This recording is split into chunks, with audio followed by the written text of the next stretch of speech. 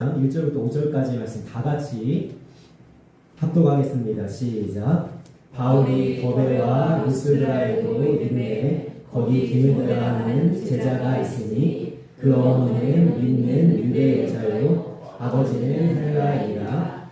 디모데는 루스드라와 이고니온에 있는 형제들에게 칭찬받는 자니 바울이 그를 데리고 떠나고자 할세 그 지역에 있는 유대인으로 말미암아 그를 데려다가 할 일을 행하니 이는 그 사람들이 그의 아버지는 헬라인인 줄 다 알미로라.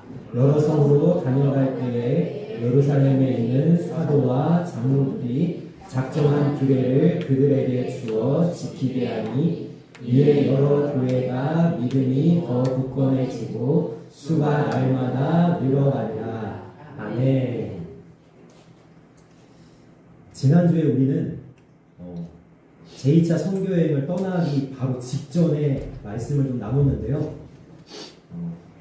상대적으로 덜 알려진 유다와 실라 그리고 마가복음을 우리에게 기록해서 남겨준 마가라는 한 사도에 대해서 이야기를 나눴는데 오늘 이제 제2차 선교여행이 시작된 1절부터 5절까지의 말씀에서는 디모데라는 한 인물을 또 우리가 주목하려고 합니다. 역시 상대적으로 좀 덜 알려진 사람인데 지금 이제 상황을 조금 설명을 해드리겠습니다. 바울과 바나바라는 이 제1차 선교 여행을 굉장히 성공적으로 잘 마친 정말 절친이었을 거예요. 네. 그래서 영혼의 열매도 많이 맺고 성령의 역사도 일으켰던 바울과 바나바가 바나바의 조카인 마가를 제2차 선교 여행에 같이 데리고 가냐 마냐 가지고 엄청나게 신이 다퉈서 피차 갈라서게 됩니다. 그래서 바나바는 조카 마가를 데리고 처음에 제1차 선교여행을 떠났던 키프로스 섬, 그러니까 성경에서 구브로 섬이죠. 그 코스로 가는 거예요. 이해가 되시죠? 그런데 사도행전 16장부터는 바나바가 등장하지 않습니다. 이제 사도 바울을 중심으로 오늘 말씀이 쓰여져 있기 때문에 사도 바울은 실라라는 한 제자를 데리고 이제 선교여행을 떠나는데 지도를 잠깐 보겠습니다. 보시면 자, 바울과 마가는 밑으로 갔습니다. 자, 안디옥 그 옆에 섬이 하나 보이시죠? 거기 구브로 섬이라는 곳으로 바나바 마가가 떠났으니까 바울과 실라는 위로 가는 겁니다. 같이 갈 수 없잖아요. 그래서 위로 가는데 더베와 루스드라라는 곳에 이르렀다고 1절 말씀에 나와 있거든요. 그런데 여러분 기억하시는지 모르겠어요. 제1차 선교여행이 끝났던 데가 더베입니다. 네. 더베에서 다시 거꾸로 루스드라, 그다음에 이고니온, 지도에 나와 있지 않지만 이고니온, 비시디아, 안디옥이라는 곳까지 다시 돌아오는데 더베부터 간 거죠, 지금. 자, 더베와 루스드라라는 곳에 이르러서 굉장히 신실한 청년 디모데를 만났다고 기록이 되어 있습니다. 자, 디모데라는 이 사람에 대해서 소개를 할 때 오늘 본문도 중요하지만 디모데후서 1장 말씀을 보면 조금 더 이해하기가 쉬울 것 같습니다. 우리 같이 한번 읽어볼까요? 시작. 이는 내 속에 거짓이 없는 믿음이 있음을 생각하노라. 이 믿음은 먼저 내 외조모 로이스와 내 어머니 유니베 속에 있더니 내 속에도 있는 줄을 확신하노라. 아멘. 자, 디모데라는 이 신실한 믿음의 청년을 소개할 때 사도 바울은 이렇게 이야기하고 있습니다. 너의 외조모, 그러니까 다시 얘기하면 외할머니 로이스와 어머니 유니게를 통한 믿음이 너에게 있다. 그러니까 기독교 신앙 3대째. 조금 더 이해하기 쉽다면 이렇게 이야기하면 좋을 것 같아요. 아버지가 목사님이라든가 이런 경우, 그러니까 디모데가 굉장히 신앙이 깊은 이 전통 위에 세워져 있는 한 청년인데, 자, 또 주목해 볼 것은요. 오늘 본문의 2절을 한번 보십시오. 자, 성경책을 한번 보시면 좋을 것 같아요. 2절 보시면 제가 읽어드리겠습니다. 디모데는 루스드라와 내가 이고니온에 있는 형제들에게 칭찬받는 자니. 아멘. 자, 제가 좀 전에 보여드린 지도에 이고니온이 나와 있잖아요. 자, 요걸 조금 머릿속으로 지도를 그려보셨으면 좋겠어요. 더베와 루스드라는 곳에 이르러서 디모데를 만났는데 디모데는 소문이 자자합니다. 칭찬을 받고 있어요. 그런데 어디서 칭찬을 받고 있냐면 루스드라와 이고니온이라는 곳에 칭찬받고 있는데 지도에 나와 있지 않아요? 그런데 루스드라와 이고니온이라는 곳은 약 30km 정도 떨어져 있습니다. 그러니까 여러분 디모데가 얼마나 소문이 자자한 사람인지 아시겠죠? 반경 30km에 있는 사람들이 디모데를 다 알아요. 야, 디모데는 믿음이 좋아. 야, 쟤는 하나님을 잘 믿어. 야, 쟤처럼 예수님 잘 믿는 애가 없어. 이렇게 막 소문이 난 신실한 청년이에요. 자, 이 정도로 디모데를 좀 소개를 해드리는데, 디모데에게 우리가 가장 주목해야 될 부분은 뭐냐면 1절 뒤에 있는 말씀이거든요. 자, 어머니는 유대인이다. 아버지는 헬라인입니다. 우리가 유대인이라는 것은 굉장히 좀 이해하기가 쉬운데 헬라인이라는 것 좀 이해하기가 어렵거든요. 제가 좀 설명을 드릴게요. 유대인이 있어요. 이때 당시에 로마 시대이기 때문에 문화가 어떤 문화죠? 헬라 문화고 그 다음에 헬라어를 쓰죠. 그러니까 다시 얘기하면 여기서 헬라 사람이라는 뜻은 뭐냐면 유대인이 아닌 이방인들을 통칭하는 거예요. 디모데는 그러니까 어떤 사람이냐면 어머니 유대인과 아버지 이방인 사이에서 태어난 사람인데 특별히 제가 그러면 도대체 디모데는 어떤 삶을 살았냐라고 생각하면 유대인적인 삶을 살았을 겁니다. 왜냐하면 유대인들은 모계 사회거든요. 제가 좀 전에 디모데후서 1장 말씀 읽어드렸죠. 할머니를 소개하지 않아요. 할아버지 소개하지 않습니다. 왜 소개하지 않아요? 그거보다 중요한 게 외할머니거든요. 외할머니, 어머니가 중요하기 때문에 소개를 하고 모계 사회이기 때문에 유대인적 삶을 살았겠지만 여기서 좀 중요한 질문을 하겠습니다.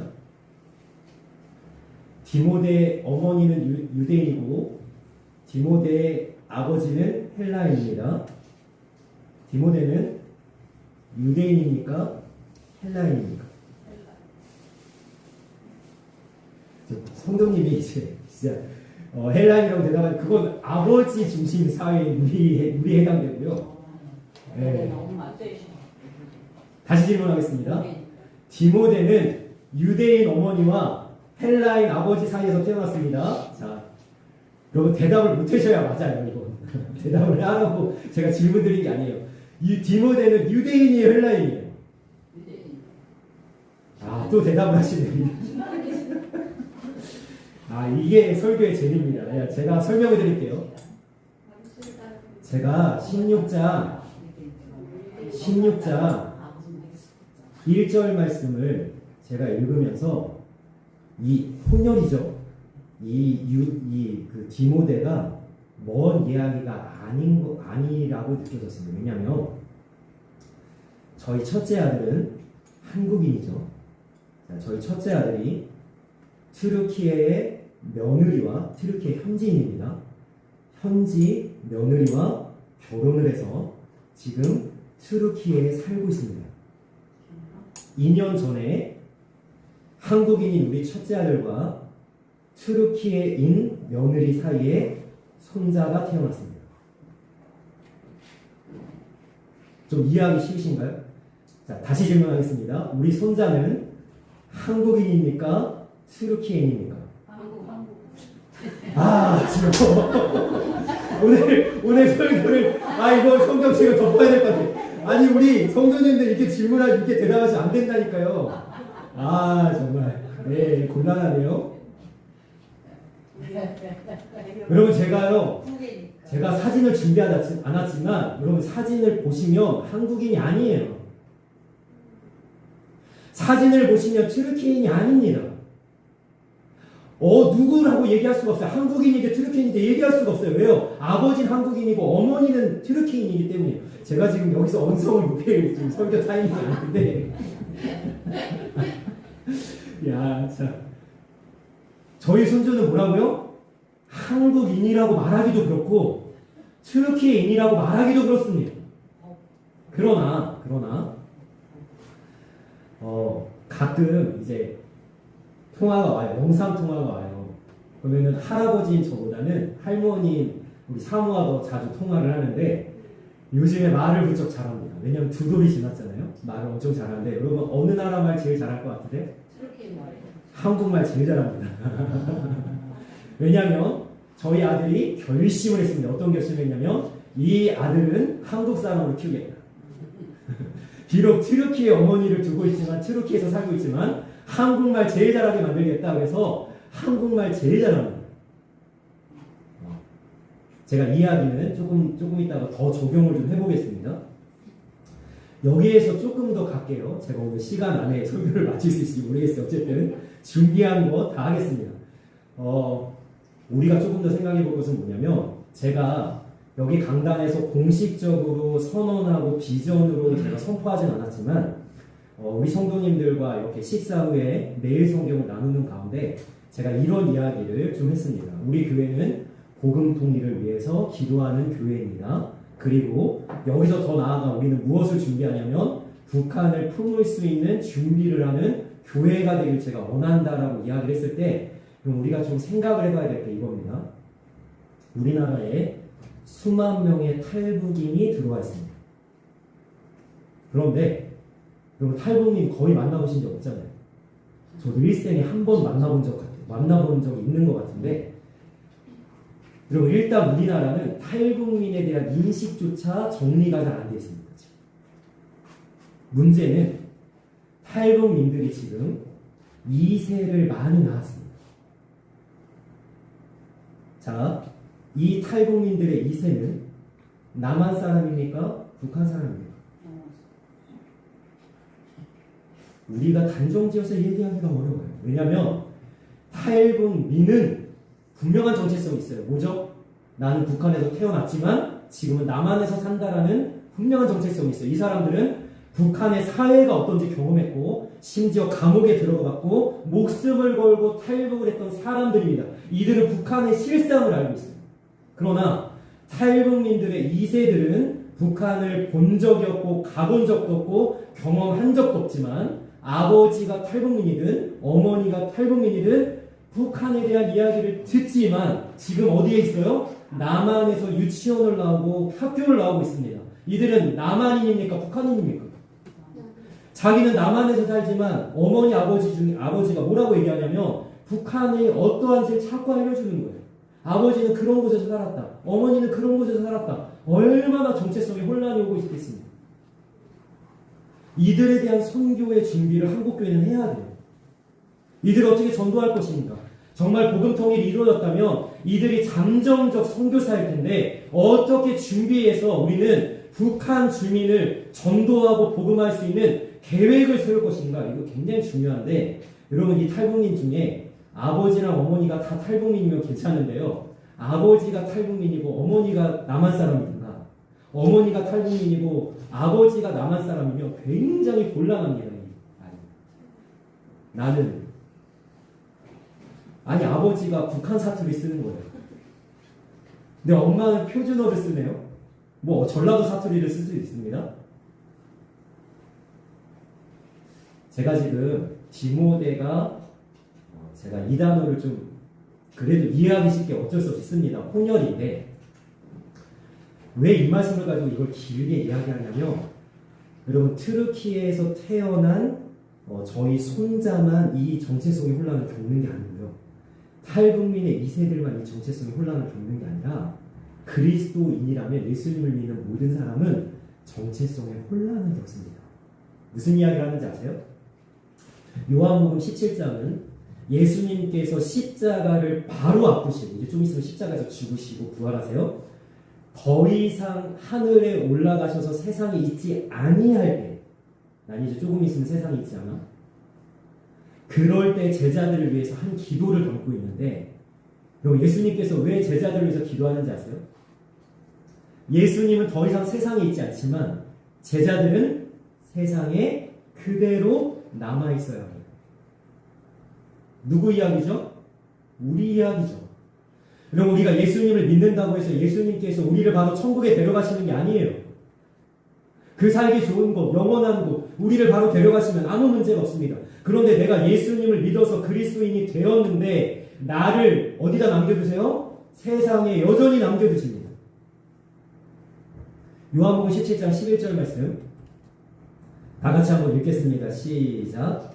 나는 세상에 더 있지 아니하오나 그들은 세상에 있사옵고 나는 아버지께로 가옵나니 거룩하신 아버지여 내게 주신 아버지의 이름으로 그들을 보존하사 우리와 같이 그들도 하나가 되게 하옵소서. 아멘. 여러분, 예수님은 더 이상 세상에 있지 않지만 제자들은 그대로 세상에 남아 있습니다. 우리는 그리스도인으로서 세상에서 살아갑니다. 그런데 문제는 뭐냐면, 자, 16절 말씀 다 같이 읽겠습니다. 시작. 내가 세상에 속하지 아니함 같이 그들도 세상에 속하지 아니하였사옵나이다. 아멘. 여러분, 우리의 소속을 분명히 하셔야 됩니다. 나는 세상에 살지만 어떤 자가 아니라고요? 세상에 속한 자가 아닙니다. 세상에 덩그러니 남겨져 세상의 문화와 세상의 사람들과 학교에서든 직장에서든 관계를 맺고 친밀하게 살아가야 되는데 세상 속에 살아가는 나는 세상에 속한 자가 아니라는 게 문제입니다. 나는 세상 문화 속에 섞여서 살 것인가? 아니면 세상과 다른 모습으로 살 것인가? 이 질문이 끊임없이 우리에게 던져지고 있습니다. 세상 사람들 다 이렇게 살아가는데, 이런 가치관으로 살아가는데, 이렇게 세속적으로 살아가는데 나는 그것을 거슬러서 하나님의 사람답게 살아가야 되니까. 여기서 조금 더 예수님은 더 나갑니다. 14절 말씀입니다. 같이 읽습니다. 시작. 내가 아버지의 말씀을 그들에게 주었사오매 세상이 그들을 미워하였사오니 이는 내가 세상에 속하지 아니함같이 그들도 세상에 속하지 아니함으로 인함이니이다. 아멘. 여러분, 더 나아가서 우리가 세상에 속하지 않았기 때문에 세상은 우리를 미워합니다. 니네만 거룩해? 니네만 뭐 좀 달라? 예수님 믿는다고 너희들이 좀 다르게 살 수 있을 것 같아? 그럼 사도행전은 우리가 다루고 있지만 사도행전의 이야기가 다 어떤 내용이에요? 세상에 속하지 않은 예수님의 제자들이 예수님의 복음을 전하다가 세상으로부터 미움받는 이야기예요. 지금 우리 그거 보고 있어요. 지금. 자, 여기서 적용을 해봅시다. 나는 그러면 세상에 있는데 세상에 속하지 않아서 세상에 미움을 받는다. 그럼 나는 어떤 자로 살아야 됩니까? 빌립보서 3장 20절 같이 읽습니다. 시작. 그러나 우리의 시민권은 하늘에 있는지라 거기로부터 구원하는 자 곧 주 예수 그리스도를 기다리노니. 아멘. 나는 세상에 있지만 세상에 속해 있지 않다는 거예요. 어디에 속해 있습니까? 나 하나님께 속한 자예요. 나는 주님께 속한 자죠. 나는 이 땅에 살지만 어디에 속한 자입니까? 하늘에 속한 자예요. 나는 서울에 삽니다. 나는 대한민국에 삽니다. 그러나 나의 소속은 어디냐면 천국이라는 거죠. 그러니까 여러분, 세상에서 살 때 우리가 드라마를 보거나 아니면 사회사 사람들과 어울리거나 우리가 이 땅에서 살아가는 모든 삶 가운데에 무엇을 겪냐면 정체성의 혼란을 겪기 시작합니다. 돈이 전부라고 여기면서 살아가는 세상 사람들 속에 성경은 뭐라고 우리에게 가르치냐면 돈이 전부가 아니라고 가르칩니다. 미치겠어요. 나도 돈이 있어야 되는데, 나도 돈으로 사는 것 같은데, 떡으로만 사는 것이 아니라 하나님의 살아있는 말씀으로 산다고 이야기하시는 거예요. 제가 좀 전에 우리 첫째 아들이 손주에게 하는 이야기를 말씀드렸습니다. 여러분, 어떻게 사셔야 되냐면, 우리 손주가, 여러분, 트루키에는요 영어권이에요. 우리 첫째 아들과 우리 트루키의 며느리는요 영어로 대화합니다. 서로 한국어도 다 안 되고 트루키어도 다 안 돼요. 영어로 대합니다. 그러니까 우리 손주는요, 한국말도 배우고 영어도 배우고 트루키어도 배우는데 어떤 말을 가장 잘한다고요? 한국말 제일 잘한다고. 왜냐하면 아빠가 나는 애를 한국 사람으로 살게 하겠다, 한국 사람으로 만들겠다 해서 한국말을 가장 많이 가르쳤기 때문에. 여러분 보세요. 내가 세상에 있지만 하나님의 것으로, 하나님의 말씀으로, 하나님을 향한 기도로 영적으로 내가 주님을 닮아가고 주님을 따라가려고 하는 마인드로 살면 나는 이 땅에서 충분히 예수님의 사람으로 살아갈 수 있어요. 한국말을 가장 잘할 수 있다니까요. 그런데 내가 세상의 문화에 젖어서 남들이 보는 거 다 보고 다 듣고 다 섞여서 살면서 그들의 가치관과 그들의 세계관에 물들어서 살아가면, 세상에 귀 기울이고 세상에 영향받고 살아가면 나는 그리스도인이라고 하지만 어떤 모습으로 살까요? 영어나 트루키어 하면서 하는 거예요. 한국 사람 없이. 한국어 못하고. 여러분 많은 재미교포, 여러분 제1교포, 많은 여러분 교포들의 2세, 3세가 한국말 못하는 거 아시죠? 왜 그런지 아시죠, 여러분? 아무리 뿌리가 한국에 있어도 내가 한국의 문화와 한국말을 배우지 않으면 한국 사람으로 못 살지. 내가 이 시간에 예배를 드리고 하나님을 찬양하고 말씀을 듣는 자로 살지만 내가 일주일 동안에 세상에 나가서 세상의 문화에 젖어서 살면 여러분들은 그냥 세상 사람으로 사는 거지 그리스도인이 아닙니다. 우리 손주는요, 한국 사람, 우리 첫째 아들을 닮았다고 생각되면 한국 사람 같은데, 우리 며느리를 생각하면서 우리 며느리도 닮았네 그러면 트루키예 사람 같아요. 마찬가지로 내가 무늬만 예배하는 하나님 말씀 듣는 그리스도인으로 살되, 어제 교회 다니는데 예수님 믿는데 하는데 내가 말이나 생활이나 삶이 세상 사람들과 다를 바가 없으면 나는 뭐예요? 세상 사람이죠. 근데 내가 아무리 하나님의 말씀도 가까이 못하고 내가 또 때로는 예배에 실패할 때도 있고 내가 주님의 말씀에 순종하지 못할 때도 있지만 내가 자꾸만 정체성을 바로잡는 거야. 나는 그리스도인이야. 난 하나님의 사람이야. 난 하나님께 속한 자야. 이렇게 살려고 애쓴다면 하나님의 사람다운 모습이 자꾸 나타나겠죠. 오늘 말씀의 제목을 제가 그래서 뭐라고 정했냐면 이렇게 정한 겁니다. 나는 그리스도인입니다. 그럼 함께 고백해 볼까요? 나는 그리스도인입니다. 여러분 이 정체성을 분명하게 하셔야 돼요. 왜요? 나는 세상에서 사는 그리스도인입니다. 나는 세상 문화에 얼마든지 물들 수 있는 세상에서 살아가기 때문에. 자, 오늘 말씀에 이제 조금 더 나아가 봅시다. 3절 말씀. 3절 말씀 다 같이 읽겠습니다. 시작. 그 지역에 있는 유대인으로 말미암아 그를 데려다 할례를 행하니 이는 그 사람들이 그의 아버지는 헬라인인 줄 다 알미러라. 아멘. 자, 제가 좀 전에 나는 그리스도입니다 라고 했을 때는 내 스스로 내면의 소리로 나 자신한테 선포하는 거예요. 나는 그리스도인이야. 나는 그리스도인으로 살아야 돼. 자, 여기서 조금 더 나아가야 됩니다. 자, 디모데는요, 어머니 유대인과 헬라인 아버지 사이에서 태어났는데 무슨 이유인지는 모르겠지만 아직까지 할례를 받지 않았습니다. 근데 이상한 일이죠.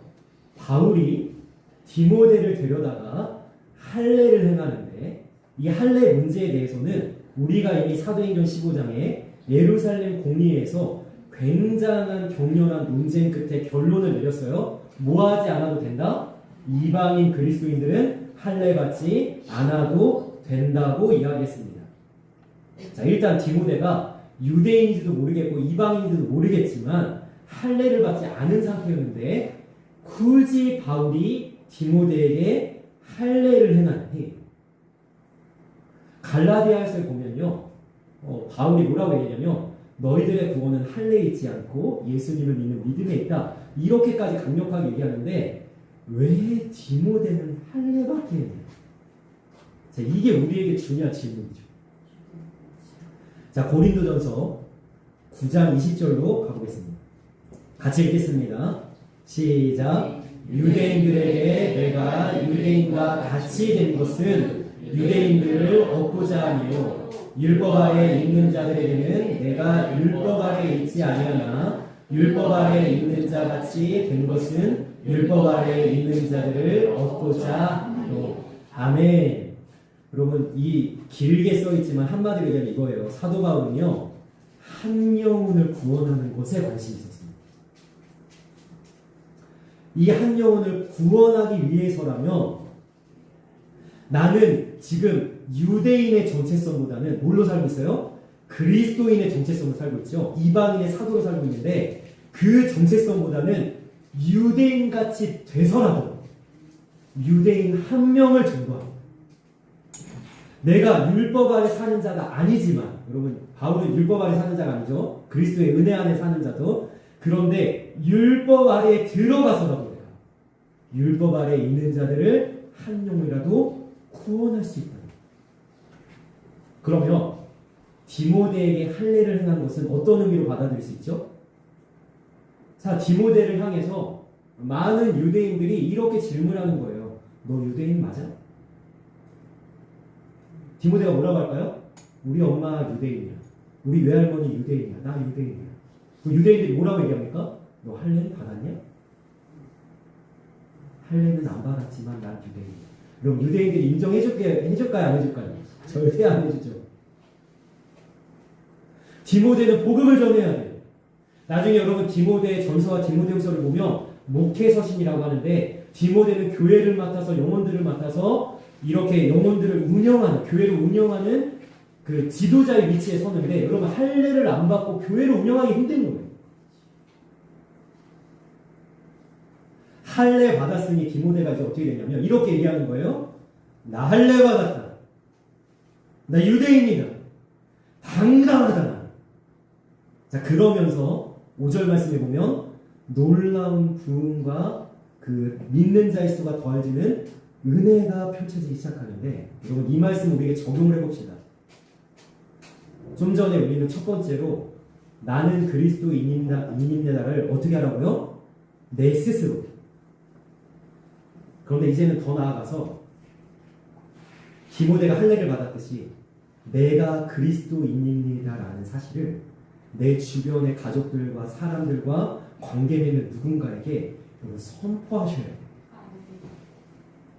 내가 전도를 하려고 하면 내가 어떤 이 사람을 정말 구원하고자 하면 가장 먼저 첫 번째는 어떤 일이 일어나야 되냐면 내가 예수님을 믿는다는 걸 끊임없이 얘기하셔야 돼요. 거기서부터 시작이에요. 내가 어느 날 갑자기 야 교회 같이 가자. 그런데 그 사람이 나한테 얘기하는 거예요. 너 교회 다녔었어? 이거 무슨 전도겠어요. 야 빨리 야 예수님 믿고 천국 가야지 이러는데 걔가 너 예수님 믿었니? 여러분 전도의 시작은 어디서부터 시작되는 거예요? 나 예수님 믿는다라고 광고하는 데부터 시작되는 거예요. 근데 여러분 이렇게 생각하셔야 돼요. 내가 예수님 믿는 거 다 알아요. 내가 교회 다니는 거 다 알아요. 내가 교회에서 성가대도 하고 찬양팀도 하고 뭐 봉사도 하고 헌신도 하고 내가 집사인 것도 다 알아요. 그런데도 불구하고 끊임없이 얘기하셔야 돼요. 난 예수님 믿는다. 난 지난주에도 교회 갔다. 나는 이번에도 내가 봉사했다. 이걸 계속 얘기해요. 거기서부터 구원의 통로가 시작돼요. 무슨 얘기인지 아시겠어요? 내 선포하는 거예요. 그런데 여러분 절대로 실망하거나 낙심하지 마세요. 내가 한 번 얘기했는데 그 사람이 안 들어요. 당연하죠. 안 듣죠. 싫어해요. 거부해요. 다음부터 말하지도 말래요. 야, 너 자꾸 얘기하면 나 너 안 만나. 뭐 이렇게까지 나가요. 자, 어떻게 해야 될까요? 그래도 계속 얘기하죠. 거기서부터 시작. 내 스스로 내가 그리스도인이다. 세상에 있지만 나는 그리스도인이다라는 정체성을 분명히 할 뿐만 아니라 내 주변에 있는 누군가에게 계속해서 얘기하는 거예요. 나는 교회 다닌다. 나는 예수님을 믿는다. 그리고 바울처럼 한 영혼이라도 구원할 수 있는 하나님의 사람들이 되시기를 주님의 이름으로 축복합니다. 여러분, 이 할례를 행한 일이 어떤 역사가 일어나게 된 거냐면 가만 보십시오. 디모데에게 사실은요, 어머니가 유대인이고 아버지가 헬라인인 건 단점이었어요. 왜요? 유대인도 아니고 헬라인도 아닙니다. 그런데 이 디모데가 할례를 받으면서 놀라운 변화가 일어나기 시작하는데 그게 뭐냐면, 여러분, 이 디모데의 단점이 장점이 되기 시작했어요. 왜냐하면 어머니로부터 유대 문화와 이 유대인들은 이 당시 아람어를 썼거든요. 아람어에 능통했을 거예요. 그런데 마찬가지로 아버지 헬라인 아버지를 통해서 헬라 문화와 헬라어에도 능통했을 겁니다. 그럼 이것이 선교에 어떤 작용을 했을지 상상이 되시나요? 그럼 제가 우리 손자를 위해서 기도하는 게 뭐냐면, 우리 손자가 나중에 적어도 세계 국어에 능통할 겁니다. 걔는 트르키에서 태어나서 지내고 있지만 한국 문화에 대해서 들었을 거고, 트르키의 문화에 대해서도 굉장히 익숙할 뿐만 아니라 한국어, 트르키어, 영어에 능통할 것입니다. 여러분, 한국 사람도 아닌 것 같고 트르키의 사람도 아닌 것 같은 우리 손주가 만약에 예수님을 믿고 선교의 사역을 감당한다면 엄청난 열매들이 맺어지기 시작할 거예요. 문화적인 장벽, 언어의 어떤 그런 막힘당이 다 필요가 없어요. 왜? 모든 이 세계 국어에 능통하니까. 한국 문화, 트르키의 문화에 능통하니까. 동양의 문화와 서양의 문화를 다 아우르고 있으니까. 마찬가지로 디모데가 자기의 단점을 단점으로 남겨두지 아니하고 어떻게 됐어요? 하나님의 놀라우신 은혜로 그게 사용된다는 사실이에요. 우리 성도님들에게 단점이 있으십니까? 난 너무 다혈질이다. 난 너무 무대뽀다. 난 다른 사람에 대한 배려가 없다. 나는 그냥 기차는 달린다고 막 달린다. 그럼 그게 단점이 아니라 하나님의 손에 붙들리면 어떻게 될까요? 불도저 같은 하나님의 불 같은 사람으로 사용되는 거예요. 아, 나는 용기가 부족해. 나는 대담하지가 않아. 나는 저렇게 저분처럼 담대하지가 않아. 나는 불 같지가 않아. 근데 나는 다른 사람에 대한 배려를 잘해. 난 다른 사람에 대해서 공감을 잘해. 나는 저 사람의 마음을 잘 살필 수 있어. 그럼 이게 단점이 아니라 뭐가 될까요? 아, 성도님들을 서로 아우를 수 있는, 교회를 하나 되게 할 수 있는 그런 하나님의 놀라운 은혜의 사람으로 사용될 수 있는 거죠. 저에게도 단점이 많아요. 얼마나 많은지 몰라요. 매일같이 단점을 보면요, 낙심이 되고 실망이 됩니다. 여러분, 하나님의 손에 붙들면 단점이 단점으로 끝나는 것이 어떻게 돼요? 장점으로 바뀌어서 하나님께 놀랍게 사용되는 거예요.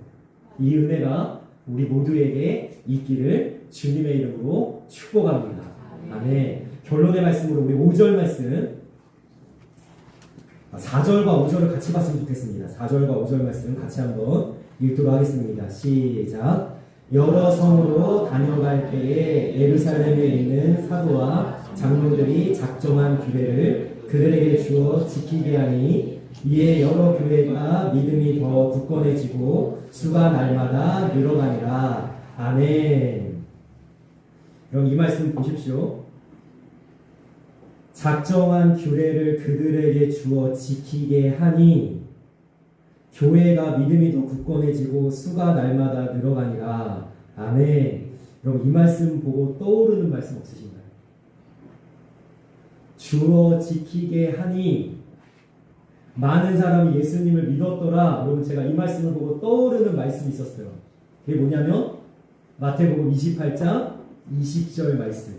여러분, 예수님께서 하늘로 올라가기 전에 제자들에게 이렇게 명령하십니다. 너희는 가서 모든 족속으로 제자를 삼아 내가 너희에게 분부한 모든 것을 가르쳐 지키게 하라. 뭐라고요? 가르쳐 지키게 하라. 그럼 어떻게 된다고요? 모든 족속이 아버지, 아들과 성령의 이름으로 세례를 받고 너희의 제자가 되리라.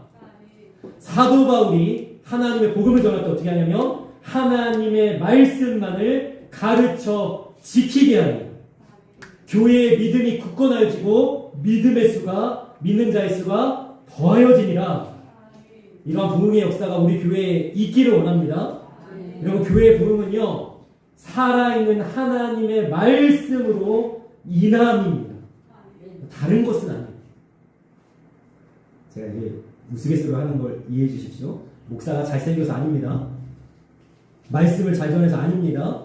우리 성도님들이 뭔가 봉사정신을 추천하고 헌신을 잘해서, 여러분 그런 것도 필요하지만 그보다 교회가 프로그램이 좋고 무슨 뭐 성경의 가르침이 좋고 이런 것보다 가장 중요한 것은 뭐라고요? 하나님의 살아있는 말씀. 우리 여기 있는 성도님들 한 분 한 분이 하나님 말씀을 가까이 하고 말씀대로 살려고 하고 어떻게든 말씀을 이뤄보려고 애쓸 때, 그리고 제가 매일 성경 이렇게 영상으로 짧게 남겨서 여러분들 나누잖아요. 한 가지 말씀으로 같이 묵상하고 같이 살아가려고 할 때 하나님의 말씀으로 우리가 하나 되어 이 말씀으로 똘똘 뭉칠 때 거기서부터 부흥이 시작된다는 사실. 저는 다른 것 때문이 아니라, 우리 교회가 정말 다른 것 때문이 아니라 하나님 말씀 때문에, 예배 때도 하나님의 말씀으로 인해서 정말로 세워지고 우리가 살아가는 모든 삶 가운데도 나는 그리스도인으로 담대하게 선포하며 믿음으로 말씀대로 살아가는 역사 속에 이 교회가 오늘 여기 나와 있는 더베와 루스드라의 교회들처럼 부흥의 역사가 일어나기를 주님의 이름으로 축복합니다.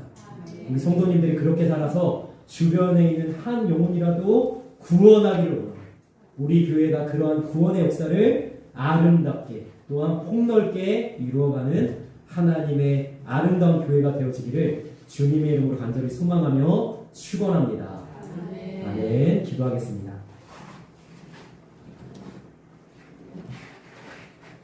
사랑하는 아버지,